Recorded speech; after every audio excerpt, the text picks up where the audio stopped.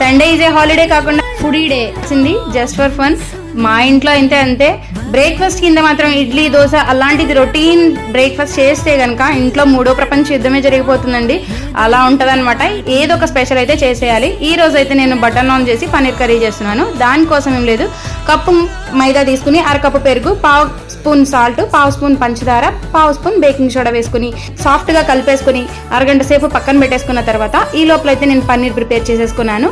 ఈ లోపల మంచిగా ఫర్మెంట్ అయిపోయి ఫ్లఫీగా అయిపోయింది అనమాట. ఇంకా వాటిని సేమ్ నాన్స్ ఎలా చేస్తారు అలా చేసేసుకుని చపాతీలాగా ఇలా ఫ్రై అయితే చేసేసుకొని పక్కన బటర్ అప్లై చేసేసి బౌల్లో అయితే పెట్టేసుకున్నాను. ఇక్కడ paneer curry as usual same ఇలాగే చేశానండి, వీడియోలో చూపించిన విధంగా అయితే. ఇంకా ఏమైనా డౌట్స్, ఏమైనా మెజర్మెంట్స్ కావాలంటే మాత్రం నాకు కామెంట్ సెక్షన్లో కామెంట్ చేయండి. సాఫ్ట్గా టేస్టీగా చాలా అయితే చాలా బాగుంది. మీకు కూడా నచ్చితే లైక్ చేయండి, కామెంట్ చేయండి, సబ్స్క్రైబ్ చేసుకోండి ప్లీజ్.